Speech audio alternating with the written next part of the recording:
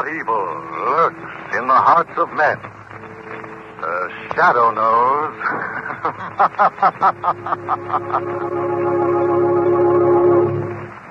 Once again, the Mutual Network brings you the thrilling adventures of the Shadow, the hard and relentless fight of one man against the forces of evil. These dramatizations are designed to demonstrate forcibly to old and young alike that crime does not pay. Inflation can work the same way in peace that it did in war. Prices rise when goods are scarce and people have money. Instead of making your dollars shrink by spending them needlessly when prices are high, why not make them grow with interest by investing in United States savings bonds? Here's the way it works.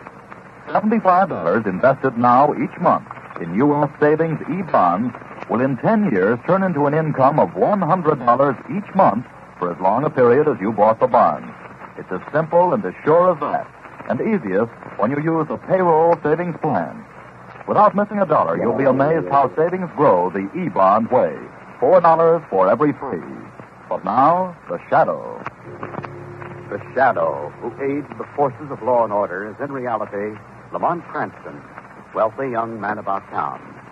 Years ago in the Orient, Cranston learned a strange and mysterious secret, the hypnotic power to cloud men's minds so they cannot see him. Cranston's friend and companion, the lovely Margot Lane, is the only person who knows to whom the voice of the invisible Shadow belongs. Today's drama, Mind Over Murder.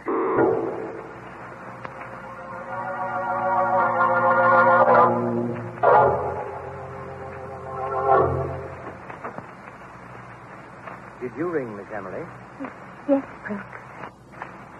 Oh, yes. Would you like the lamp, please? Very good, Miss Emily.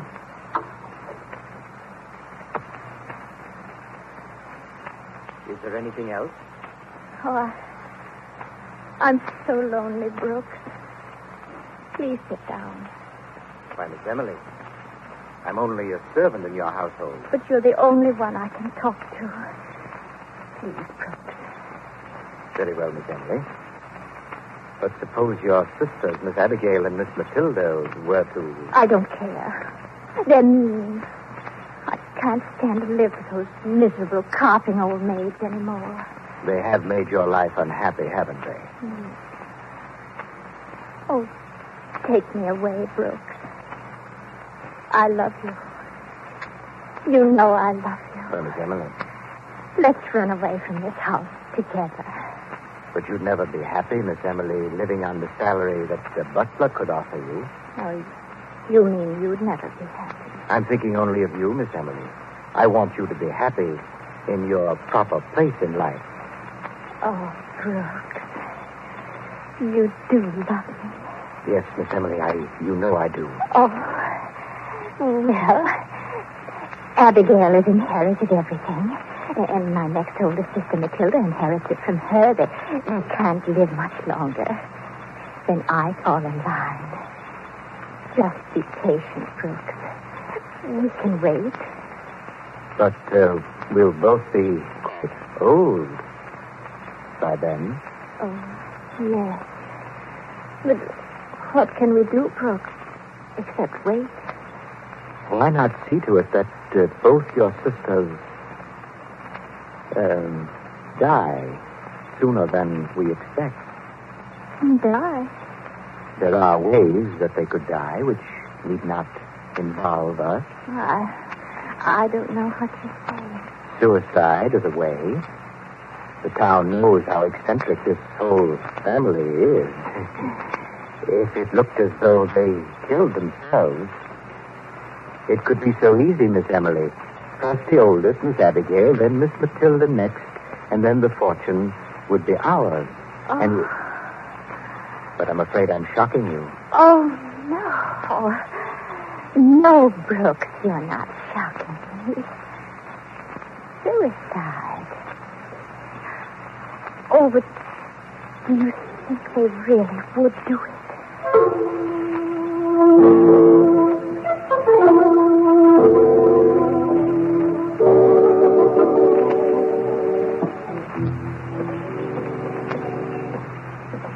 Oh, what a day.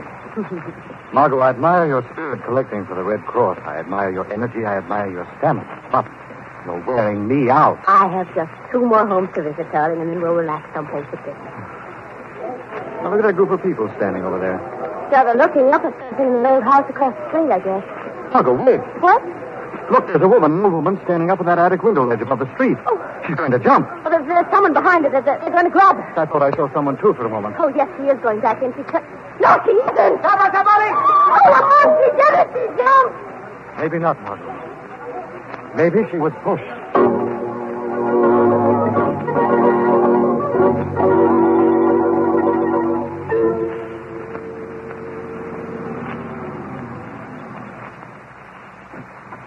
Here we are, Margot. Why, Lamont. This is the house the old lady jumped from last night. Yes, I know, darling. I didn't tell you where we were coming, but I thought we should pay our respects to poor old Miss Abigail tonight. Miss Abigail? You didn't tell me you knew her. I didn't. Until today. I've been talking with some friends of theirs. Friends who've known the family for years. Then you don't think she jumped last night? You think the old lady was killed, huh? Well, she's the first suicide I've ever known, Margot, to jump off a window ledge backwards. Oh. You know, there's something unhealthy, something evil-looking about this house. Good evening. Good evening. I'm Lamont Cranston. This is Miss Lane. We've come to pay our respects, Miss Abigail. Very well. Come in, please. I'll tell Miss Emily you're here. Lamont, who's Miss Emily? The youngest of 3 girls. There's another Miss Matilda who's still living here. Oh.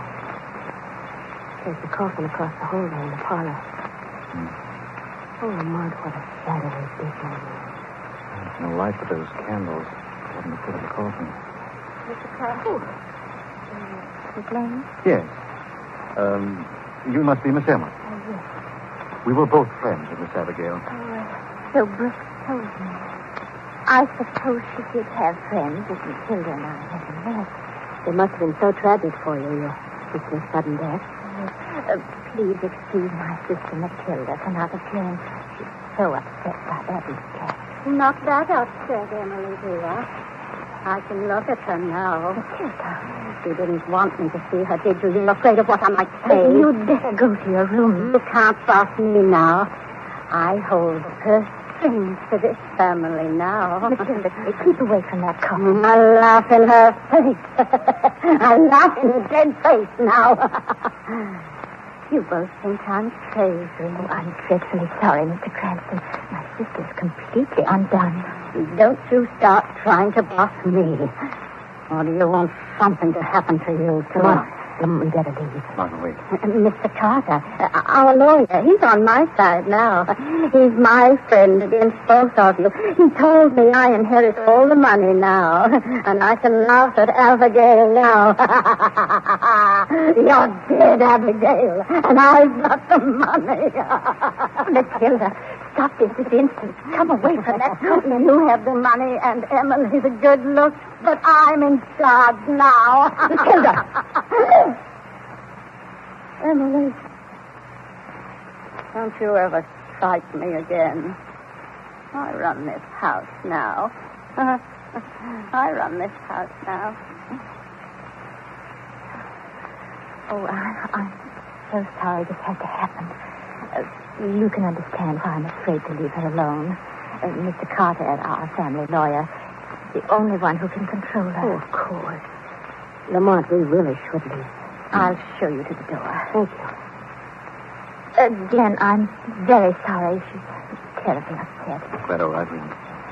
Good evening, Mr. Cranston. Miss Lane.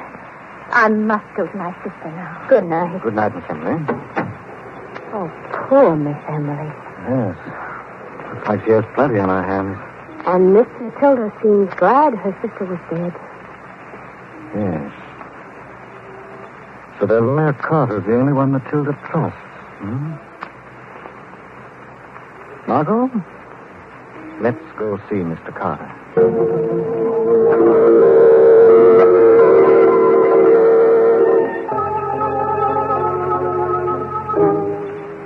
I know this is most unusual, Mr. Carter, but we thought you should know Miss Matilda is quite definitely upset. I know that, Mr. Cranston. Miss Matilda has always been rather odd. But if she's come into all this money, that is, I suppose that is true. As that is a family matter, Mr. Cranston, I don't think I'm in a position to say. Well, Mr. Carter, we've only come as friends, and because we think that Miss Emily might be in danger now. There's really nothing I can tell you. Now, if you'll excuse me. Certainly, we are sorry to have bothered you, Mr. Carter.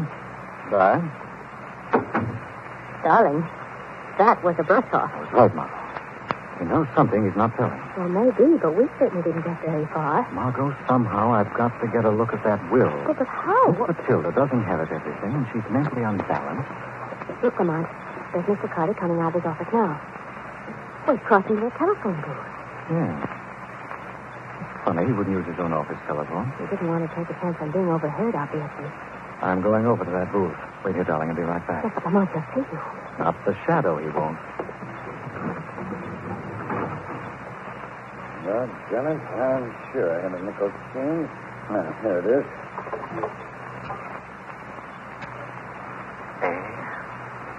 C 4 7 2 3 AC. Ackroyd 4723. Hello? This is Mr. Carter. Well, matters must be arranged tonight. We can't wait any longer. Yes. Yes, I'll be there right away.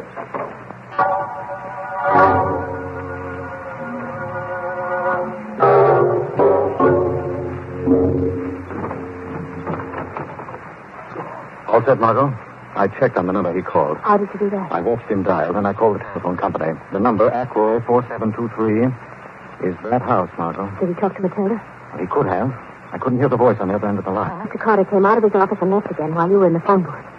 Crazy Matilda. We've got to get back to that house right away, Margot.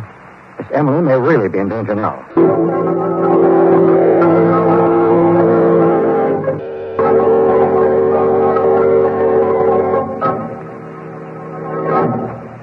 Who's that? It's Emily, Matilda, dear. Oh, what's Brooks doing with you? Don't get excited, Miss Matilda. We both know that you're upset. Why are you closing that door? Get out of here. Get out of my room. Look at those nice, long, sharp scissors, Miss Emily, on Miss Matilda's dressing table here. I was cutting out clippings from the newspapers about Abigail's suicide. You're upset and hysterical over her sad death, aren't you, Matilda? I'm not. I'm happy. I've got the money now. Oh, no, Matilda. You're so upset mentally, you really don't want to go on living anymore. Yes, that's right, Miss Emily. Our visitors this afternoon can testify that you've gone quite out of your mind with grief, Oh, Miss no, Matilda. no. You want to die, Miss Matilda. Look, keep away. Don't come near me. Put down those scissors. But you want to kill yourself, Matilda. No. Here, let me press your fingers tightly around these shears. You want to commit suicide, Matilda. To kill yourself over poor Abigail's death. No, I won't kill myself. Oh, now I know. Abigail didn't kill herself. You did it. The two of you. Take the scissors, Miss Matilda. Stop, you're hurting my hand. Take the scissors, Matilda. No, I won't take them. Then I'll give them to you. Stab me. Yes, and your hands were around the scissors. My hands on top of yours. And when they find you dead, Miss Matilda, only your fingerprints will be on the shears.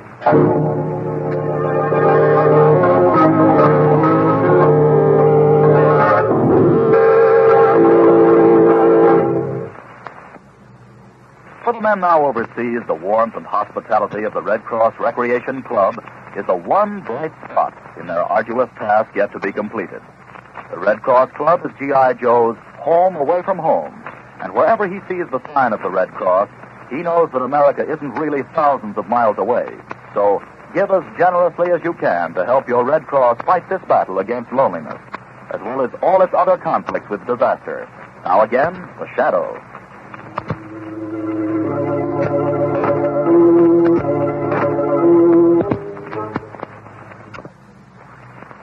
Oh, Mr. Cranston, Miss Lane, Matilda killed herself with her own pair of scissors. We've summoned the doctor. That's who we thought it was when we heard you ring. Oh, Lamont, it's horrible.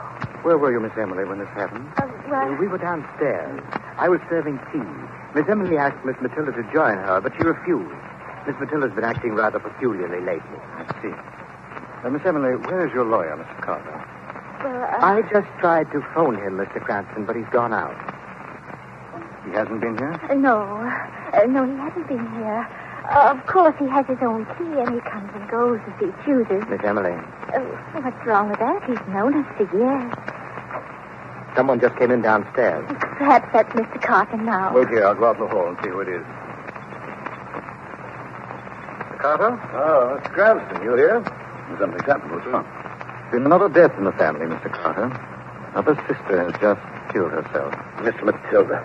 How horrible. I was afraid of that. I must go to her. Mr. Carter, it's Matilda. She's killed herself, too. Oh, Emily, darling, how terrible, how horrible for you. Oh, thank goodness you're here.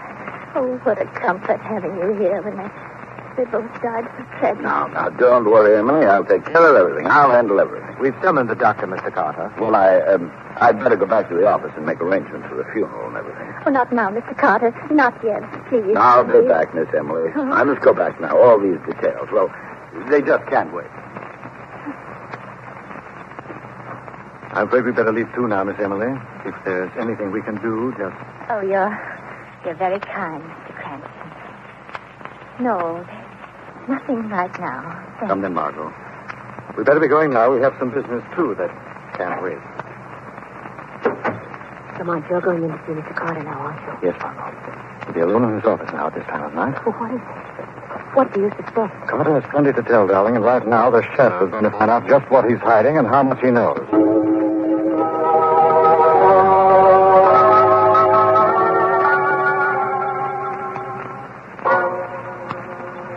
Link's an order so far, the deed to the house, the money. Oh, yes, here's the will.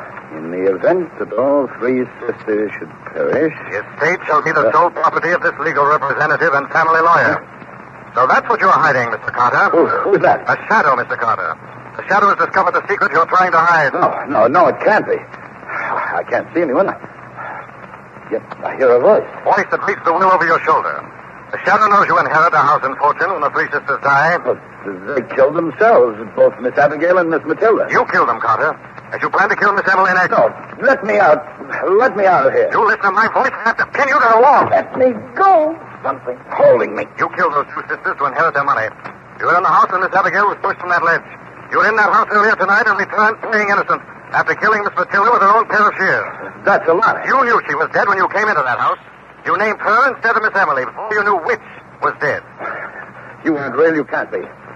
How do you know those things? There's more proof Miss Matilda didn't kill herself tonight. She did. Poor, frail little Miss Matilda couldn't have driven those crude shears so deeply into her breast alone. You do know. Who are you? The shadow. Yes, the shadow knows. And you'll hang. No, I'll tell you. I didn't do it. I didn't kill those two sisters. Brooks killed them, not I. Brooks killed them both. Yet you not put his name next in that will. I promised to share with him when all three were out of the way. And Miss Emily is next. Yes, Miss Emily is next. The next on the list. Shadow goes to Miss Emily now. But first I'm going to see you go to the police and give yourself up. And then Brooks will be next.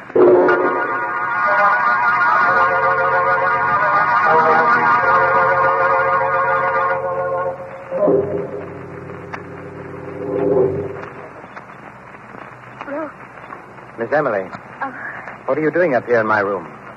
I want to talk to you, Brooks. What do you want? We can be married now.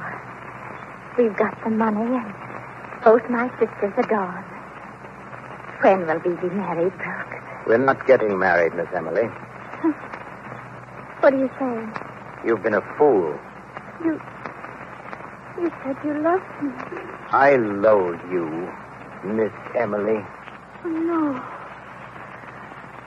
You're all I want. I've nothing to live for if you leave me now. I can't go on like this, all alone. There is a way out. Only one way out now for you. What? One way out? The way your sisters chose. They're at peace now. No. Oh, it needn't be in agony with heavy, crude scissors cutting deep into your flesh. It needn't be a screaming nightmare looking down, watching the pavement rise up to smash your body and face. No, I couldn't. I couldn't. It would be so quick and easy, Miss Emily. Oh. What's that in your hand? That is an old-fashioned straight razor. Look at that blade, cold and bright. 2 sharp, clean cuts across the wrist. And you have no memories to face. No more years of loneliness in this house. Alone. Across my wrist? Yes. Just run your finger across that sharp blade. Yes. There you see, you've cut yourself. Your finger's bleeding. I didn't even feel a thing. No, it could be as easy as that. Doesn't take courage when one has no other choice. No other choice. No other choice, Miss Emily. I'm going now.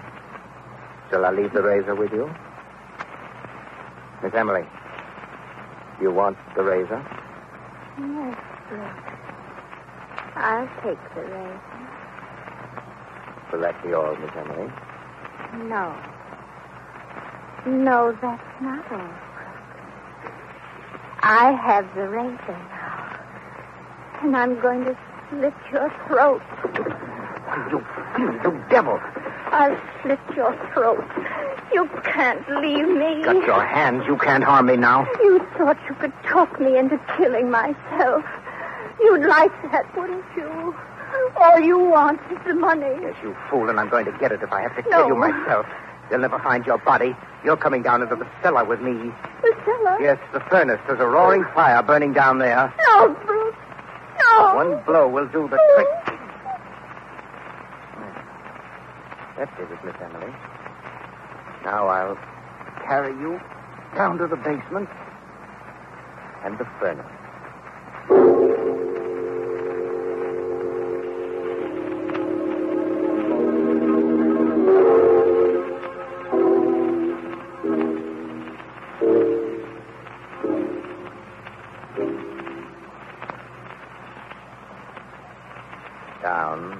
Down, Miss Emily. Asleep in my arms. It's warmer already, even though you can't feel the fire in this dark cellar room. Look at that heavy furnace door. Too bad you can't see. I'll throw open the door. Perhaps you can hear the roar of the flames. Listen to the roar of those flames, Miss Emily. They shout death. Can you hear? Yes, Brooks. The flame shouts death. But to you, not to her. That voice in the flames. It's coming out of the fire. Cleansing, burning fire. Bringing justice to your crimes. There is a voice coming from the fire. The shadow has found you, Brooks. And takes Miss Emily's body from you now. Somebody snatched it from my arm. Face the fire, Brooks. The fire of truth burns brightly. Carter's confessed. You'll go down for your sins with him. Carter. Somebody knows. The voice knows. The shadow speaks the truth, Brooks. I'm not afraid of a voice. You won't get me. I'll get out of here. There is no escape now, Brooks. I'll get out of this cellar. I'll get out of here. Oh, something's grabbed me. But I can't see anyone. Nothing but the shadows of the flames, casting fear in your heart. But another shadow has caught and holds you. Let me go. The shadow has strength too, Brooks. Strength you cannot see, but that you shall feel. Oh.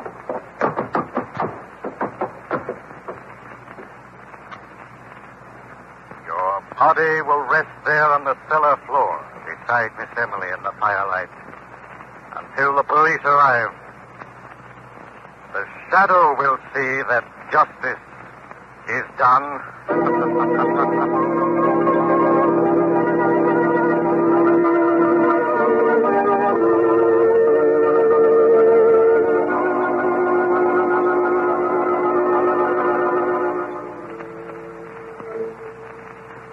So it was Mr. Carter and Brooks who engineered the whole deal after all. Yes, Margot. Carter was to take over the estate as sole executor, and Brooks was in a perfect position to kill all 3 sisters. But why did he enlist Miss Emily, then? Perfect blind, in case anything went wrong, Margot. Having one of the sisters trusting him and on his side. And then he meant to kill her as cold-bloodedly as the other 2. Yes. The irony of it is, Margot, that in her unbalanced way, Miss Emily must have really loved Brooks. Her reaction when she heard the verdict pronounced, the sentence books received. Because if she hadn't been restrained, she'd have been the only one of the three strange sisters who really did commit suicide.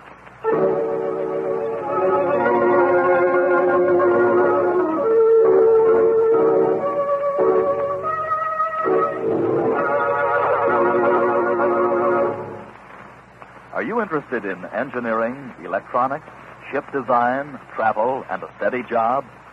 If you are a young man between the ages of 17 and 22, you may qualify for a 4-year college education and a career of public service in the United States Coast Guard. This oldest branch of the seagoing services maintains an academy at New London, Connecticut, for the professional training of its future officers. Applicants selected for the Coast Guard Academy by nationwide examinations begin their training each year late in July. Applications for this year's convening class must be postmarked not later than April 1st, and entrance examinations are held on May 8th. For complete information, write to the Superintendent, U.S. Coast Guard Academy, New London, Connecticut, or visit your nearest Coast Guard recruiting station today.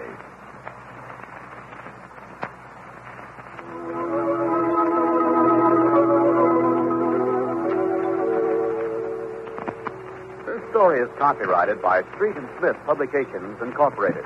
The characters, names, places, and plot are fictitious. Any similarity to persons living or dead is purely coincidental. Again, next week, the Shadow will demonstrate that The weed of crime bears bitter fruit. Crime does not pay. The Shadow knows.